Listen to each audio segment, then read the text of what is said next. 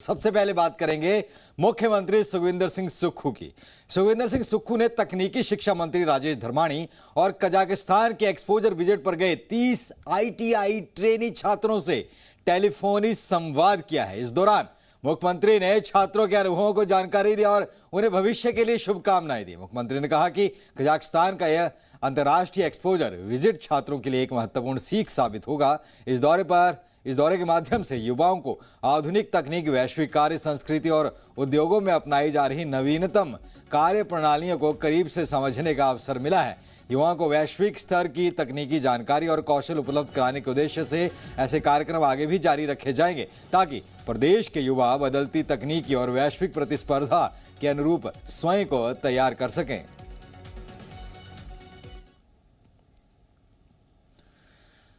तो वहां दूसरी ओर तकनीकी शिक्षा मंत्री राजेश धर्माणी की अध्यक्षता में प्रदेश के विभिन्न औद्योगिक प्रशिक्षण संस्थान के होनहार विद्यार्थियों का दल अंतर्राष्ट्रीय एक्सपोजर विजिट के तहत कजाकिस्तान गया हुआ है। शिक्षा मंत्री राजेश धर्माणी ने अब इसका एक वीडियो भी शेयर किया है। हिमाचल प्रदेश के मुख्यमंत्री ठाकुर सुखविंदर सिंह सुक्खू ने के प्रधान मीडिया सलाहकार नरेश चौहान ने शिमला में एक प्रेस वार्ता की। इस दौरान उन्होंने दावा किया कि प्रदेश में सुक्खू सरकार के कार्यकाल में वास्तविक व्यवस्था परिवर्तन देखने को मिला है।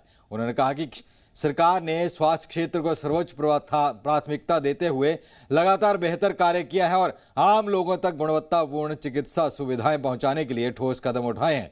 नरेश चौहान ने कहा कि राज्य सरकार ब्लॉक स्तर के सरकारी अस्पतालों को आधुनिक सुविधाओं से लैस करने की दिशा में कार्य कर रही है ताकि लोगों को इलाज के लिए बड़े शहरों का रुख न करना पड़े। उन्होंने ये भी बताया कि प्रदेश के सरकारी अस्पतालों में स्वास्थ्य सेवाओं का लगातार विस्तार किया जा रहा है। प्रदेश सरकार जिला अस्पताल और सभी 7 सरकारी मेडिकल कॉलेज में स्वास्थ्य सुविधाओं को सुदृढ़ कर रही है ताकि लोगों को घर के नजदीक ही बेहतर इलाज मिले।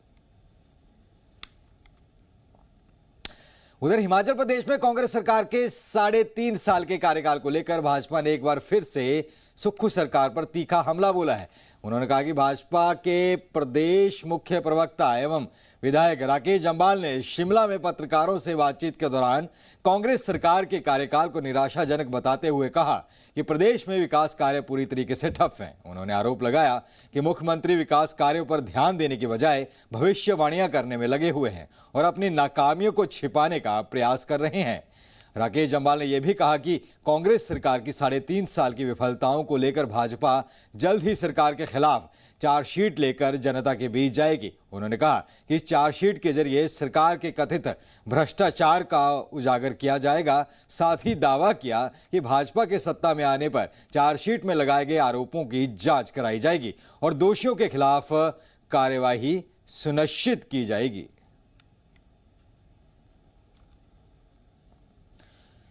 वहीं हिमाचल के कांगड़ा जिले से एक बड़ी खबर सामने आई है।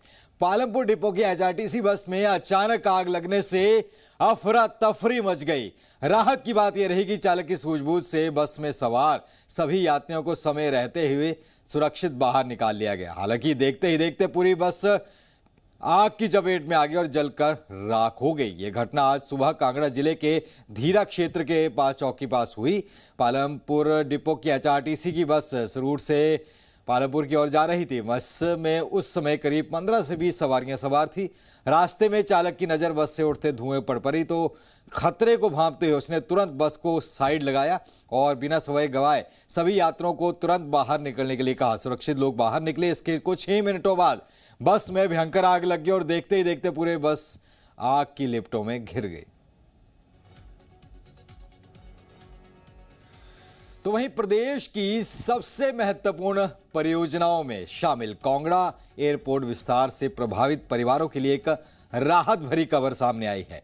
हिमाचल सरकार ने सालों से सरकारी भूमि पर बने अपने मकानों और अन्य निर्माण ढांचों के लिए भी मुआवजा देने का निर्णय किया है। इस फैसले के तहत करीब 68 करोड़ रुपए भवन मुआवजे के रूप में वितरित किए जाएंगे, जिसमें सरकारी जमीन पर रह रहे 100 से अधिक परिवारों को सीधा लाभ मिलेगा। निजी भूमि का मुआवजा पहले ही प्रभावित परिवारों को दिया जा चुका है। अब सरकार ने सरकारी जमीन पर बने मकान और अन्य ढांचों के लिए भी राहत देने की मंजूरी प्रदान की है। उन्होंने स्पष्ट किया कि मुआवजा केवल भवन और निर्माण कार्य का होगा, सरकारी भूमि का नहीं। लैंड एक्विजिशन का कार्य लगभग पूर्णता की तरफ है और उसी में जो हमारे कुछ इश्यूज़ पेंडिंग थे उसमें से एक इशू ये भी था कि जो वहाँ पर सरकारी ज़मीन है वहाँ पर काफ़ी समय से कुछ लोग घर बनाकर रह रहे थे, तो सरकार ने एक कल्याणकारी सोच के साथ ये निर्णय लिया कि उन लोगों को हम कुछ मदद करें ताकि वो वहाँ से अपने आप को रिलोकेट कर पाएँ। ऐसे कुछ 100 प्लस ऐसे परिवार हैं जिनको सरकार ने मदद देने का निश्चय किया है और वो जो अप्रूवल है वो आ चुकी है और उन सभी परिवारों को हम वो राशि जो है वितरित कर देंगे।